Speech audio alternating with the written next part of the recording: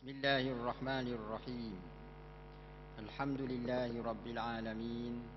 Wassalatu wassalamu ala asyrafil anbiya'i wal mursalin wa ala alihi wa sahbihi ajma'in. Ashhadu an la ilaha illallah wahdahu la syarika lah wa ashhadu anna Muhammadan abduhu wa rasuluh. Allahumma 'allimna ma yanfa'una wanfa'na bima 'allamtana wa zidna 'ilma. Amin ya rabbal alamin. InsyaAllah pada malam yang ini kita sambung pengajian kita dengan membaca kitab Pedoman Sembahyang Berjemaah karangan almarhum Tuan Guru Haji Abdul Rahman, pengasah Pondok Lubuk Tapoh, Kelantan. Kita sambung kepada halaman 33. Halaman 33 baris yang kedua dari bawah. Baris yang kedua daripada bawah. Qala al-musannif rahimahullahu ta'ala wa nafa'ana bihi wa bi'ulumihi fid dunya wal akhirah. Dan tiada batal sembahyang terkemudian makmum dengan dua rukun qauli. Apa yang kita bincang pada minggu yang lalu, antara perkara yang menjadi syarat kepada sah mengikut imam di dalam sembahyang berjemaah, makmum hendaklah sentiasa mengikut imam dan tidak boleh terkebelakang atau terlewat daripada imam lebih daripada dua rukun tanpa sebarang keuzuran. Maksud rukun di sini ialah rukun fa'li, iaitu rakaat dan juga i'tidal pada sembahyang berjemaah sebagaimana yang kita bincang lalu. Jika sekiranya tertinggal dua rukun tersebut, rukun fa'li, nescaya makmum tersebut terbatal sembahyangnya kecuali dia mufaraqah daripada imam. Itu yang kita bincang pada minggu yang lepas. Bila kita kata tidak boleh terlewat daripada imam tanpa uzur dengan dua rukun qauli, dua rukun fa'li.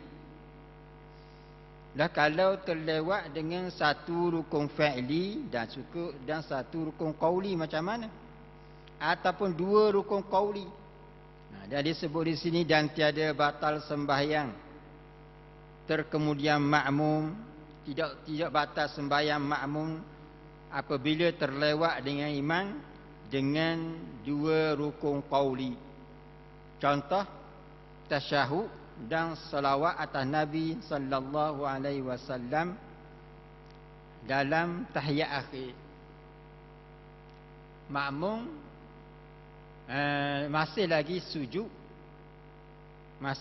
sujud yang kedua pada rakaat keempat. Imam sujud pada rakaat keempat, imam sujud pada sujud yang kedua rakaat keempat, makmum pun sujud jugalah, tak ada masalah macam biasa. Lepas habis sujud, imam pun Allahu Akbar, duduk tahiyat akhir. Makmum ni sujud lagi, tak bangun-bangun. Sebab apa tak bangun? Tak ada sebab. Bukan kerana Allah Ta'ala ambil nyawa gitu, tak. Memang dia tak bangun. Okey, dalam keadaan tak bangun, imam pun baca tahiyat, at-tahiyyatul mubarakatus salawatut tayyibatu lillah. Siapa ngesuk tu? Allahumma salli ala sayyidina Muhammad. Sampai situ.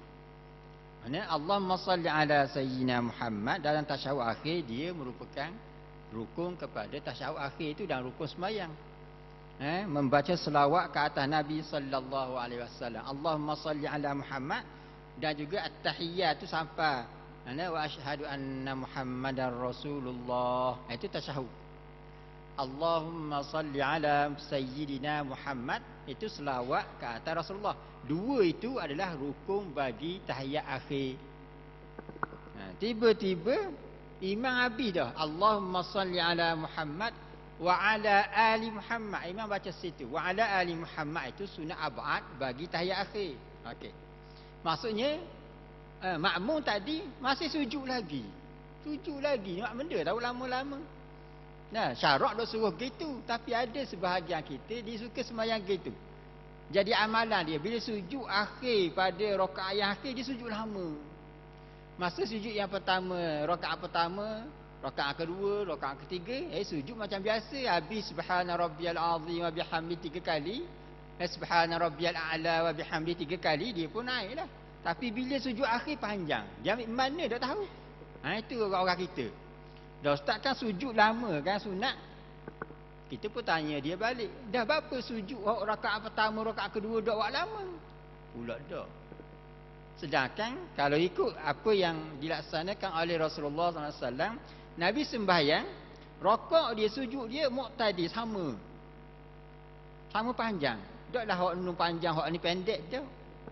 Dah kata hak yang panjang pendeknya surah. Surah rakaat pertama lebih panjang daripada hak kedua. Hak ni hak Nabi buat.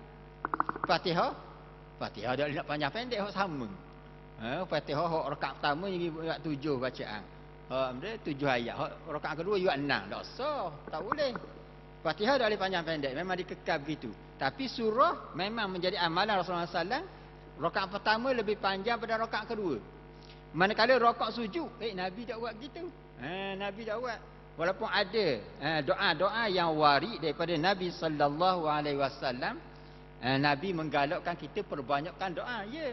Maksudnya dok kata rakaat sujud rakaat terakhir dok. Sujud mana-mana sujud panjanglah nak panjang pun. Tapi orang kita kadang-kadang dilakukan oleh makmum. Imam habis nak tahiyat akhir dah. Duduk tahiyat akhir, baca tahiyat akhir, baca selawat dah. Dia sujud lagi. Maka timbul soalan, dia sujud lama tu batal ke tak? Batal ke tu? Maksudnya dia telah tertinggal 2 rukun qauli. 1 tasyahud, 1 selawat atas Nabi sallallahu alaihi wasallam. Tu imam fil alamin innaka hamidum majid. Dia duduk sujud lagi. 2 rukun dah tinggal tu. Rukun 2 rukun qauli. Macam mana? Tiada batal sembahyangnya. Tak batal. Dah bagus ke? Kita tak kata bagus, tak molek. Tak comel tu. Cuma dia sudut batal, kita kata tak batal. Dah boleh buat, tidak digalakkan buat. Dah kalau nak buat, dah sah buat Dah nak buat juga, lah. Ada. Dah guna pahala kita. Kuranglah pahalamu. Begitu pula, memang gitulah. Itu nama ni sembahyang berjemaah kena ikut imam. Imam naik-naiklah. Sebab tu pentingnya Rasulullah SAW sabda dalam hadis dia, "Idza kabbaral imam fakabbiru." Bila imam bertakbir, fa diguna huruf fa. Dalam orang belajar bahasa Arab, fa tu dia lepas kejap aje. Dia tak kata idza kabbaral imam thumma kabbiru. Dia tak guna summa. Kalau summa ni boleh tangguh 10 minit ke 5 minit kemudian baru kita takbir. Gitu atau imam tahiyat akhir baru start takbir. Itu kalau summa. Tapi tak, Nabi guna fa. Fa ni saikat aja masa dia. Lepas imam takbir, kita pun sambung takbir kita. Itu bendanya. Lepas imam naik tasyahud akhir, kita naiklah. Maksudnya boleh lagi kalau terlewat 2 rukun qauli walaupun berturut, atau 1 rukun qauli dan 1 rukun fi'li. Rukun qauli 1, rukun fi'li 1. Seperti Fatihah dan rakaat. Maksudnya dia pergi sama dengan imam Allahu Akbar, makmum pun Allahu Akbar, tak ada masalah. Imam baca doa iftitah, makmum pun baca doa iftitah. Waktu memang disunatkan kita buat belaka. Bila imam baca Fatihah, makmum sunat dengar bacaan imam. Jangan baca Fatihah, makmum dengar. Dengar. Lepas imam habis Fatihah, disunatkan bagi imam dia diam sekejap, bagi masa untuk makmum baca Fatihah. Supaya makmum ni yang kadang-kadang ada sikit was-was, bila imam baca surah guna mic pula, dia pun jadi terganggu. Bila terganggu jadi was-was, baik kita bagi masa dia biar dia syok sendiri baca Fatihah dia tu. Bila dia habis Fatihah lebih kurang 30 saat, kita kata gitulah, atau 40 saat, imam pun sambung bacaan surah. Maka makmum dengar pula bacaan surah. Okey. Lepas habis, bila imam rakaat, tiba-tiba makmum tu nyedak rakaat. Dah berapa dak rakaat? Boleh jadi dia baca surah juga.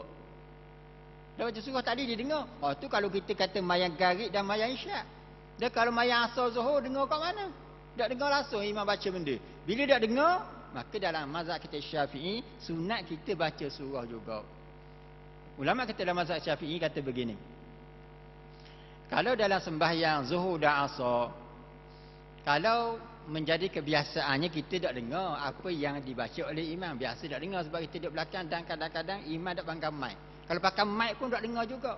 Hak dengar apa dia? Takbiratul ihram dan takbir intiqalah. Tu dengar dah. Bila imam baca Fatihah, kadang-kadang kita tak dengar. Okey, bila tak dengar dan tak tahu bila imam start Fatihah, masa tu sunat kita baca Fatihah juga. Maknanya masa tu mungkin dia belaga dengan imam, tak apalah sebab kita tak tahu. Macam mana kita boleh kata bacaan makmum belaga dengan imam? Kadang-kadang kita tak tahu imam start bila Fatihah. Dia kata imam start lepas apa panggil? Lepas doa iftitah dah. Dah mau dengar ke doa iftitah imam?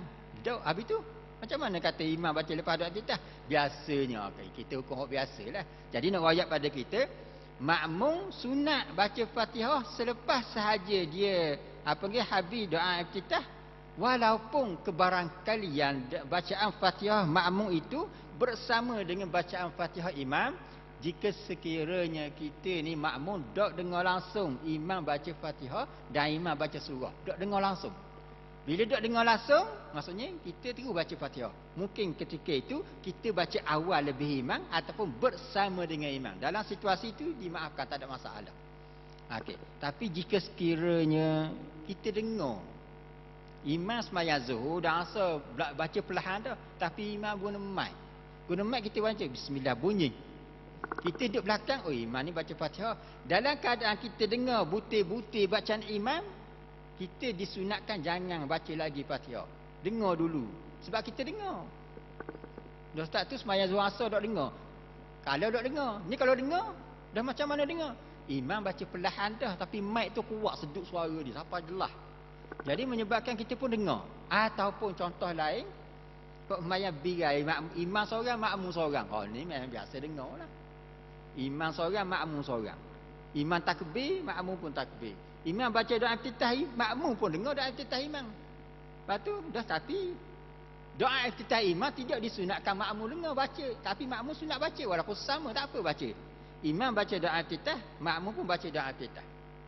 Bila habis doa iftitah, imam pun start baca Fatihah. Makmum duduk tepi balik kanan ni dengar. Dengar satu-satu. Okey, bila dengar satu-satu bacaan imam, sunat ketika itu makmum jangan baca Fatihah lagi. Walaupun dalam sembahyang Zuhur atau sembahyang Asar. Tunggu sampai habis imam waladhdallin. Imam pun sebut amin, kita pun sebut amin juga walaupun dalam sembahyang yang perlahan. Jangan kuatkan amin. Perlahan juga. Imam pun sunat perlahan amin, kita pun sunat perlahan amin. Lepas imam habis Fatihah baru kita start Fatihah kita, imam baca surah. Itu comel. Itu apa panggil? Ikut imam. Kalau kita dengar, kata kunci dia, kalau dengar. Kalau tak dengar, Kalau tak dengar, ataupun kita jangkakan bahawa imam ni lepas habis Fatihah, terus rokok, dia baca surah. Pasal imam tak baca surah, dah sembahyang Zuhur Asar. Kita ni kalau tunggu gitu memang tak dedang lah kita. Dalam situasi tu, dua situasi. Tak dengar, ataupun imam ni tak baca surah. Hanya baca Fatihah. Ketika itu bila habis doa kita terus baca Fatihah. Tak perlu lagi kita tunggu selepas imam habis Fatihah. Itu dalam situasi. Okey. Tapi dalam situasi yang kita sebut kita ni, makmum tu katalah kita kata tak dengarlah, kita kata dalam sembahyang Zuhur dan Asar. Imam baca doa iftitah, makmum pun baca doa iftitah. Imam baca Fatihah, makmum tak dengar imam baca Fatihah sebab sembahyang Zuhur Asar tak dengar. Imam makmum pun baca Fatihah. Lepas habis imam baca Fatihah, imam pun sambung surah. Makmum yang di belakang tak dengar. Memanglah sembahyang Zuhur Asar kita tak dengar. Tapi dalam keadaan bila makmum sudah habis baca Fatihah, disunatkan dia sambung dengan surah. Jangan dia diam belakang imam, tunggu imam rokok. Tak sunat begitu. Sebab apa? Kita tidak disunatkan diam. Yang kita diam ni hanyalah kerana dengar bacaan imam. Bila tak dengar, maka kita baca. Okey. Lalu makmum tadi baca. Kebetulan makmum tu baca, surah tu panjang sikit. Dia baca apa dia? Wadduha contoh. Imam baca kul huwallahu ahad. Pendek. Nah, kita tak dengar tu anggar orang lah. Lepas imam habis, imam pun Allahu akbar rakaat. Makmum baru apa panggil? Wadduha wal laili idza saja ma wadda'aka rabbuka wa ma qala walal akhiratu khairul laka minal ula. Makmum baru sampai situ. Imam habis kufuwan ahad. Imam pun Allahu akbar. Makmum kata, ya aku baru baca separuh wadduha. Dah kata dah. Baru baca separuh wadduha. Nak sambung ke nak ikut imam? Sayang juga. Dia pun habis ke wadduha dia tu, sedangkan imam rakaat. Ni tak comel situ. Kita ni walaupun kita mungkin dah habis lagi surah, tapi imam sudah rakaat, kita kena tinggal surah tu. Baki surah itu imam yang tanggung. Kerana surah itu, baca surah dalam sembahyang dia dipanggil sunat maqsudah. Sunat yang memang kita kalau buat, kena buat pada tempatnya. Tidak boleh buat secara pindah tempat lain, ataupun kalau nak buat perseorangan terpaksa tertinggal daripada imam. Itu dipanggil sunat maqsudah. Contoh, kalau kita nak baca surah, bila imam rakaat, kita tak boleh baca surah dah. Dalam rakaat tak boleh baca Al-Quran. Dalam rakaat tak boleh baca Al-Quran. Dia masih berdiri je. Menyebabkan kalau kita rakaat, luput surah kita. Jadi kita pun nak kekal juga bacaan surah dalam keadaan nak perhabis. Sedangkan imam rakaat, dalam situasi itu tidak sunat kita habiskan surah. Walaupun surah itu adalah sebahagian daripada sunat maksudah. Sunat maksudah dipanggil. Maknanya sunat yang tidak boleh kita buat kecuali kena berasingan dengan imam. Kalau baca tasbih dalam rakaat sujud itu, kita dipanggil sunat biasa. Imam rakaat, kita pun rakaat. Kita tak baca pun tak apa, kita baca pun tak apa dalam tu. Ada, ia tidak lain dengan surah. Okey. Bila imam rakaat,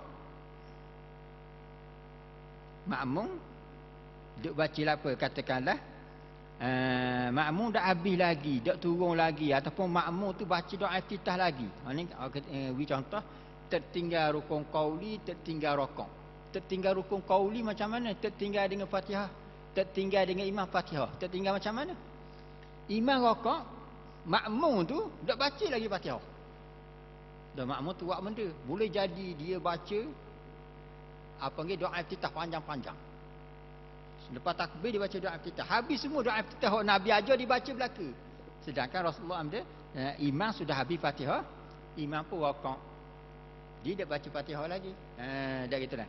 Jadi bila imam rakaat, imam pun apa panggil, makmum tu baru nak start Fatihah. Imam sami Allahu liman hamidah.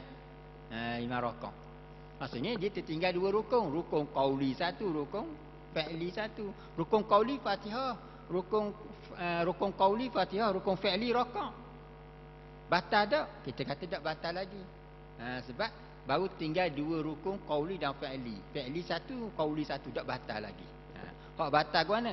Bila imam pergi turun kepada sujud, maka tertinggal rakaat dan tidak dua rukun fi'li baru batal. Gitu nah. Jadi semua yang kita sebut ni benda-benda yang tidak selayaknya dan sewajarnya bagi makmum melakukannya. Kerana benda-benda seumpama itu boleh meluputkan fadilat berjamaah. Dan mendahului makmum atas imam dengan sempurna dua rukun fi'li kedua. Hukum dia macam mana? Batal sembahyangnya. Mana kita dah bincang dulu, bila makmum itu terlewat atau makmum tu mendahului, lebih laju daripada imam. Makmum tu sujud dah, imam masih lagi baca, berdiri qiyam kerana membaca surah. Makmum gitu orang sujud, maka batal sembahyangnya. Contoh apa dia? Dua rukun fi'li seperti rakaat makmum dan i'tidal ia makmum, dan turun ia makmum bagi sujud padahal imam berdiri lagi. Imam masih qiyam kerana baca surah ke baca Fatihah dan sebagainya lah. Nawayat pada kita, bila makmum tu laju sangat dua rukun, maka makmum itu batal. Itu. Ini kita dah bincang pada malam-malam yang lalu. Atau rakaat makmum sebelum imam atau rakaat makmum sebelum imam, maka tak kala berkehendak imam bahawa rakaat, imam rokok imam, iktidal makmum. Maka tak kala berkehendak iktidal imam, sujud makmum. Tadi dia beri contoh lain, dia beri contoh makmum sujud dah. Makmum sujud dah. Imam masih lagi berdiri, tertinggal, terlewat daripada makmum sujud, terlewat daripada makmum rokok dan iktidal. Makmum sujud dah. Jadi laju pada imam. Makmum sujud meninggalkan imam rokok dan iktidal. Ini batal. Batal makmum tu bukan batal imam. Ataupun imam qiyam, makmum rokok. Bila makmum rokok, imam qiyam, tidak panggil mendahului satu rukun. Ini baru setengah rukun. Kemudian makmum sami Allahu liman hamidah, iktidal. Iktidal maksudnya tinggal serokok. Lalu imam rokok, makmum turun sujud. Kenapa nak? Jadi tinggal semua. Imam tu tertinggal, bukan tertinggal. Makmum tu laju. Jangan salah faham bila berapa pula imam tertinggal? Ada ke imam tertinggal? Maksudnya makmum tu laju, imam tertinggal lah. Maksudnya makmum tu meninggalkan imam. Gitulah ayat kita. Kalau kita sebut imam tertinggal, bila pula imam tertinggal? Tak ada nama imam tertinggal. Makmum meninggalkan imam tu ada. Kalau makmum imam tertinggal daripada makmum, tak jadi. Tak jadi.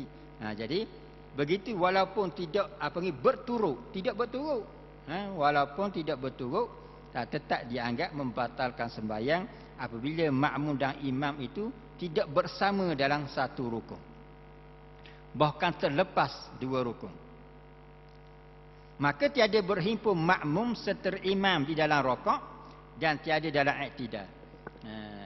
Makmum naik rokok, makmum naik iktidal, imam baru rokok. Makmum gitu turun sujud, imam baru iktidal. Maknanya dan sama, masa rokok pun tidak bersama, masa iktidal pun tidak bersama. Kenapa tidak bersama? Kerana makmum itu terlalu cepat mendahului imam. Okey. Ini makmum mendahului imam. Dan jika mendahulu makmum akan imam dengan dua rukun itu, kalaulah makmum tu laju sangat sehingga dia mendahului imam, hukum dia macam mana? Hukum dia, jika sekiranya mendahulu makmum akan imam dengan dua rukun itu dengan lupa. Ini jarang-jarang orang kita laju pada imam. Hak biasa banyak berlaku, makmum lambat pada imam. Hak sama. Hak laju jarang sangat.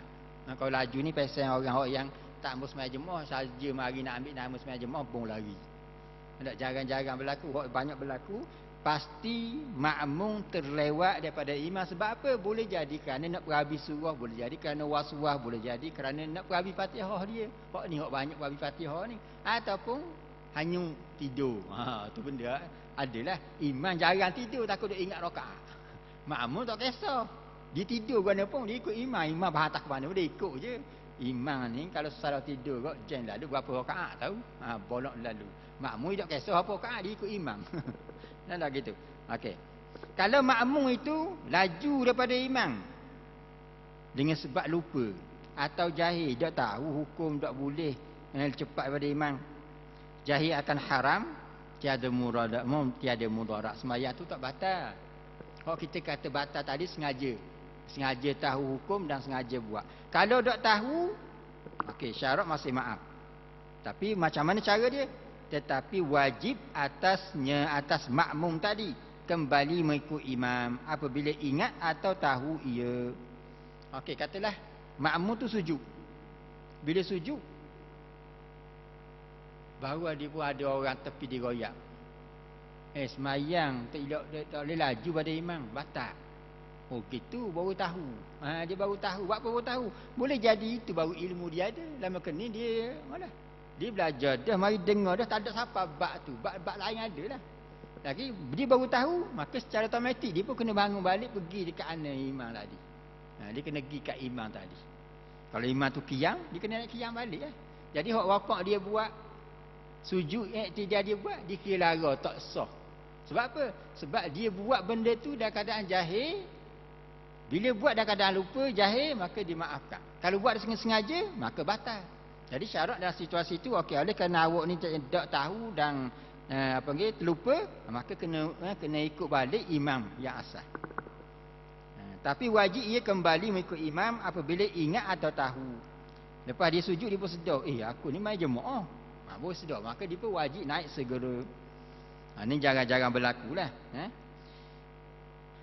Habis tu, hak rokok dia buat, iktidal yang dia buat sujud yang pertama tu macam mana? Dan tiada dibilang bagi makmum dengan dua rukun yang diperbuatnya. Hak rukun apa ke? Iktidal rokok tadi tidak dikira.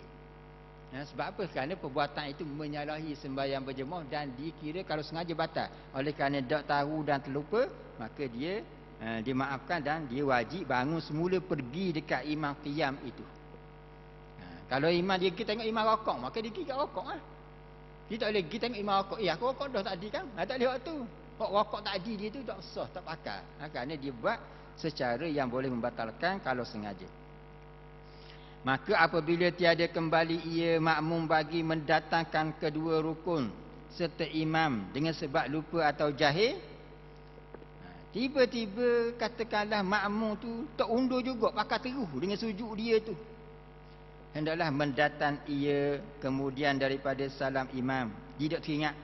Ingat bila sampai tayat akhir baru dia sedar. Rupanya dia laju daripada imam tadi. Masa rakaat ketiga contoh, ataupun rakaat keempat dia laju pada imam baru sedar.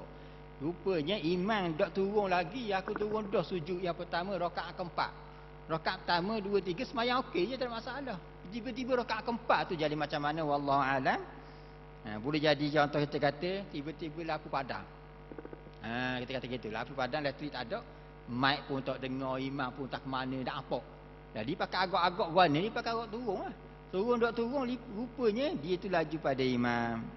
Jadi sedar tak sedar, bila imam wisalam, warna imam baru wisalam, aku duduk mana tadi? Baru dia sedar, kata dia laju, maka dia kena tambah semula 1 rakaat. Itu maksud dia. Hendaklah mendatang ia kemudian daripada salam imam akan rakaat tu. Rakaat hak yang dia buat laju pada imam, dia kena ganti balik. Dan jika tiada kembali dengan sengaja, kalau tahu bahawa dia tu laju pada imam, tiba-tiba dia tak ikut juga, atau mengetahui akan haram, batal sembahyangnya. Gitu. Kalau pakai terus juga dah tahu, maka hukum dia batal. Dan mendahulu makmum akan imam dengan satu rukun fi'li haram. Laju pada imam satu rukun haram. Dah haram tu batal tak lagi. Kita kata tak batal, tapi pahala berjemaah tu cacat. Kita kata tak batal, tapi pahala berjemaah itu cacat. Seperti rokok makmum, kemudian iktidal ia makmum, baru imam rokok. Makmum rokok, imam qiyam lagi. Makmum sami Allahu liman hamidah. Maksudnya dia mendahului imam dengan satu rukun. Apa dia? Rokok. Maka perbuatan dia haram. Mendahului imam dengan satu rukun haram. Dan mendahulu dengan setengah rukun makruh. Setengah rukun ada juga ke? Maksudnya imam masih qiyam, makmum rokok dulu. Rokok dah. Itu setengah rukun. Tak sempurna lagi satu rukun. Sempurna macam mana? Bila imam naik iktidal, bila makmum iktidal, barulah makmum iktidal, imam qiyam. Itu dipanggil sempurna satu rukun, rukun rokok. Kalau tak sempurna, maka dipanggil separuh. Maksudnya kalau makmum, mana-mana makmum, ini kadang-kadang boleh berlaku. Makmum rokok lebih dulu pada imam. Maksudnya makmum mendahului imam dengan setengah rukun. Itu maksud dia. Ada setengah rukun. Dah setengah rukun tu macam mana? Makruh. Dah makruh. Makruh je Ustaz. Makruh ni membatalkan sembahyang, membatalkan fadilat berjemaah. Tak ada benda-benda lah, mari rugi ya. Ada. Rugi pahala berjemaah kita. Makruh di sisi Ibnu Hajar Al-Haytami dan haram juga di sisi Syekh Ramli di dalam kitab Nihayah, dan juga menurut pandangan Khatib Syarbini di dalam kitabnya Mughnil Muhtaj. Jadi ada ulama kata haram, kalau Ibnu Hajar kata makruh. Nak wayak pada kita, tak boleh buat belaka. Jangan sekali-kali mendahului imam sama ada setengah rukun, satu rukun atau dua rukun, jangan. Kena ikut imam 100%. Dan mereka yang mendahulu akan imam dengan satu rukun fi'li dengan sengaja, sunat baginya kembali muwafaqah dengan imam. Kena buat semula. Mana-mana makmum yang sengaja, makmum yang mendahulu akan imam dengan satu rukun fi'li, sunat baginya kembali ikut imam balik, pergi kat mana imam ada.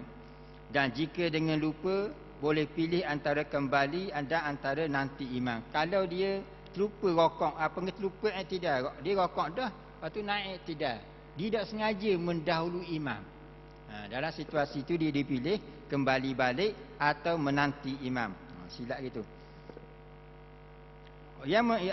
Orang yang mendahului imam dengan sengaja, sunat dia undur balik. Sunat dia undur balik pergi dekat imam. Manakala yang lupa, boleh pilih antara kembali atau menanti imam di situ. Okay. Habis dah tu.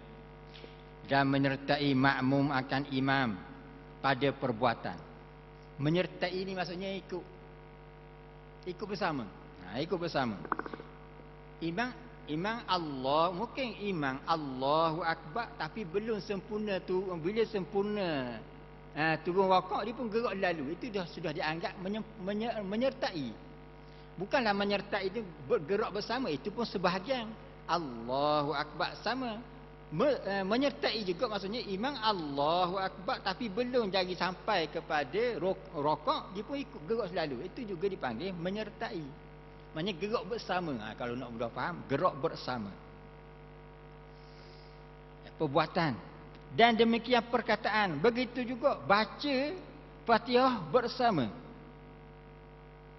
Baca Fatihah bersama ni tidak digalakkan. Katalah Imam Mayan Isyak. Imam baca Fatihah, kita belakang pun baca Fatihah juga. Sebab apa baca Fatihah juga? Saja.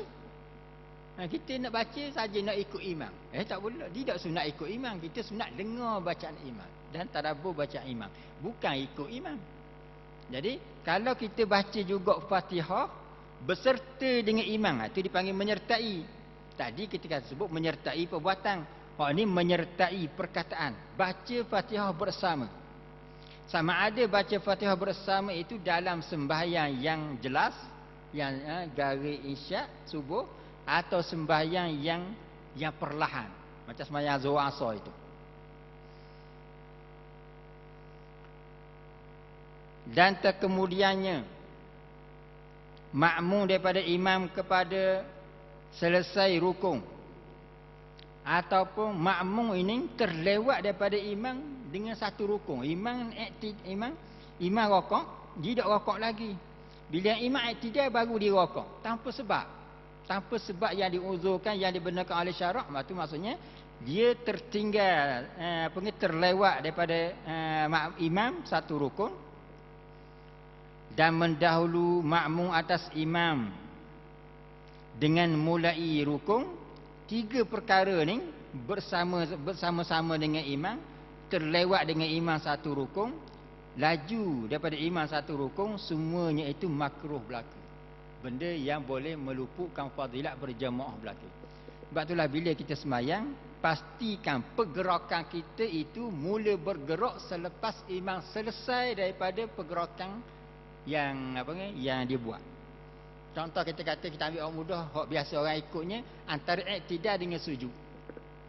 Bila kita nampak imam turun sujud, belum sampai ke lantai, kita gerak dah. Bila kita gerak dah, itu dipanggil menyertai. Maksudnya imam Allahu Akbar jatuh pada lutut atas bumi, atas latar. Dahi tak sampai lagi, baru lutut baru. Kita pun mula gerak kendal lutut atau turun, nak turun sujud. Itu pun sudah dianggap menyertai. Belum, itu dipanggil bersama dengan imam. Saya lewat turun, betul lewat turun. Hak paling molek kita gerak bila imam dahinya di atas latar, baru kita turun gerak. Itu yang dimaksudkan dia dengan kita mengikut imam. Jadi kalau kita berserta dengan imam, terlewat satu rukun, laju satu rukun, itu benda-benda yang boleh meluputkan fadilat berjamaah. Makruh berlaku. Makruh yang meluput fadilat jamaah. Adakah luput habis semua sekali? Di sini nampaknya sebahagian ulama kata habis. Sebahagian besar ulama kata habis. Fadilat berjamaah dia tak ada hari itu. Rugi lah, lengah-lengah kita mari pecuk jauh-jauh, tiba-tiba tak ada. Boleh sel juga, duk pasar-pasar, habis minyak segala. Contohlah, habis minyak minyak kereta, minyak motor, siapa-siapa boleh balik juga. Sebab apa? Sebab kita laju pada imam ataupun duk ikut imam sama. Yang tu yang kita dah bincang di awal kuliah kita dulu. Apa panggil? Bila kita sembahyang berjemaah, kita hendaklah sentiasa muwafaqah dengan imam. Maksud muwafaqah, imam gerak dengan satu rukun, baru kita gerak. Nah, imam bangkit, selesai bangkit, baru kita bangkit. Jangan kita musabaqah, berlumba dengan imam, laju. Imam dok pergi lagi, kita gidah. Nah, kita rokok, imam baru masih qiyam lagi. Jangan. Ataupun kita dipanggil musawaqah. Duk berekes semua. Berekes mana? Imam gerak, kita gerak. Sudah sama-sama sudah. Imam turun pada sujud, kita pun turun. Dahi sama-sama jatuh dahi. Ada maksudnya kita bergerak dalam keadaan imam belum selesai berpindah. Ini maksud dia. Mendahului makmum atas imam dengan mulai rukun makruh yang meluput fadilat jemaah dan okey, fadilat berjemaah luput. Sembahyang jemaah sah tak? Sembahyang jemaahnya sah. Sembahyang tetap sah tu ramai orang buat tu. Oh tak apa, tak sembahyang sah kan. Ni masalah sembahyang sah, cuma pahala. Okey. Tetapi tiada pahala atasnya. Rugilah, tiada pahala kalau sama ada laju atau berserta dengan imam ataupun sentiasa terlewat daripada imam. Okey, bila kita kata sembahyangnya sah, sembahyang berjemaah sah, fadilatnya tak boleh, jemaahnya sah, fadilatnya tak boleh, maka agak-agak gugur dok sembahyang berjemaah di kampung itu. Dia bincang apa? Dia dibincang begini. Kita bincang pada perbincangan kita dulu, apakah hukum mendirikan sembahyang jamaah di satu-satu tempat? Di kampung ni ada daerah ni ada hukum dia yang dalam mazhab Syafi'i, sembahyang berjamaah bagi setiap individu sunat muakkadah. Sembahyang berjemaah bagi satu tempat dipanggil fardu kifayah. Okey. Sembahyang jemaah yang sah adalah fardu kifayah. Itu ayat yang mudah. Sembahyang yang boleh terlaksana fardu kifayah ialah sembahyang jemaah yang sah. Bukan maksudnya bukan sembahyang jemaah yang dapat fadilat berjemaah. Boleh faham ayat dia? Boleh faham tak?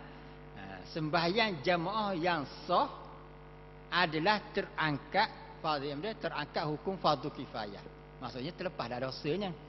Jadi timbul di sini, katakanlah di satu surah tu habis jemaah dia tu laju pada imam. Ataupun entah mengapa pakak bayar warna tahu. Imam duk qiyam lagi. Habis makmum rokok belaka. Dah warna gitu sembahyang. Pelik. Jadi seolah makmum tu imam. Bila makmum i'tidal, sami Allahu liman hamidah, imam baru rokok. Balik sembahyang gitu. Kita kata terbalik. Tapi sembahyang sah. Sembahyang sah. Tak ada lagi orang buat gitu kan. Adanya biasa seorang-seorang adalah laju tu. Ni mes pakat 20 orang makmum laju belaka. Jeng sembahyang gitu. Cewa imam lepas dah jadi imam dah. Kena sekali gitu dah. Okey, katakanlah bila begitu, maka jemaahnya macam mana? Maka gugur dosa meninggal jemaah atas kaum yang mengatakan wajib berjemaah. Kalau ulama yang mengatakan sembahyang berjamaah itu wajib dan fardu ain, sembahyang berjemaah yang sah tetapi luput fadilat sudah memadai untuk mengelak seseorang itu terkena dosa daripada meninggalkan sembahyang berjemaah. Walaupun sembahyang berjemaah dia itu tak ada fadilat langsung, tapi sah. Sah tu sudah melepaskan diri daripada dosa. Begitu juga sembahyang jemaah yang tak ada fadilat langsung, tapi sembahyang jemaahnya sah bagi satu-satu kawasan, sudah melepaskan dosa fardu kifayah bagi satu-satu kawasan, menurut pandangan ulama yang mengatakan bahawa sembahyang berjemaah adalah fardu kifayah. Ulama yang mengatakan sembahyang berjemaah fardu kifayah bila ada orang mendirikan sembahyang berjemaah, sama ada sembahyang berjemaah itu menepati fadilat berjemaah ataupun tak ada langsung, tapi sembahyang jemaahnya sah, maka tetap dikira sembahyang berjemaah itu sudah terlaksana fardu kifayah. Maksudnya minima fardu kifayah lah. Minimanya sah dah, boleh dah. Terlepas dah dosa bagi salah satu kampung itu. Atau gugur makruh atas kaum yang mengatakan bahawasanya jamaah sunat muakkad. Bagi setiap muakkad ni, bagi setiap individu dia sunat muakkad dah. Tiba-tiba dia mari sembahyang, dia sembahyang berjemaah tapi fadilat tak ada. Bagi dia terlepas hukum makruh. Sebab sembahyang berjemaah sunat muakkad dah. Dah gitulah. Maka sunat bagi makmum bahawa takhir mulai perbuatannya. Ini akan masuk bab yang seterusnya berkaitan dengan cara macam mana kita nak turut imam dalam sembahyang jemaah. Cara nak follow, cara nak ikut belakang imam hak paling tepat 100% pure. Hak yang diajar oleh Rasulullah SAW, idza kabbara al-imam fakabbiru wa idza raka'a farka'u. Bila imam takbir, mu takbir, bila imam raka'a maka mu raka'a. Cara macam manakah cara yang paling baik kita sembahyang? Tu kita akan baca minggu depan. Untuk mendapat 100% pure fadilat berjemaah, caranya mudah ialah kita mula bergerak apabila imam selesai pergerakan dia. Maksudnya imam selesai rakaat molek-molek baru kita turun rakaat. Imam molek-molek bangun baru kita bangun. Imam turun sujud rapat dahilatan baru kita gerak, baru kita bergerak. Itulah dipanggil cara yang tepat sembahyang berjemaah, yang dipanggil hendaklah kita sentiasa muwafaqah menyertai mengikut imam dalam sembahyang berjemaah. Itu yang dipanggil muwafaqah dalam bab sembahyang berjemaah. Kita sambung pada malam yang lain. Wallahu a'lam. Subhanakallahumma bihamdika asyhadu an la ilaha illa anta astaghfiruka wa atubu ilaik. Bismillahirrahmanirrahim. Alhamdulillahi Rabbil Alamin. Wassalatu wassalamu ala ashrafil anbiya'i wal mursalin wa ala alihi wa sahbihi ajma'in. Allahumma faqihna fid din wa 'allimna at-ta'wil warzuqna rushdak. Allahumma ja'alna minal ladzina yastami'una al-qawla fayattabi'una ahsana. Allahumma rabbana atina fid dunya hasanah wa fil akhirati hasanatan wa qina 'adzaban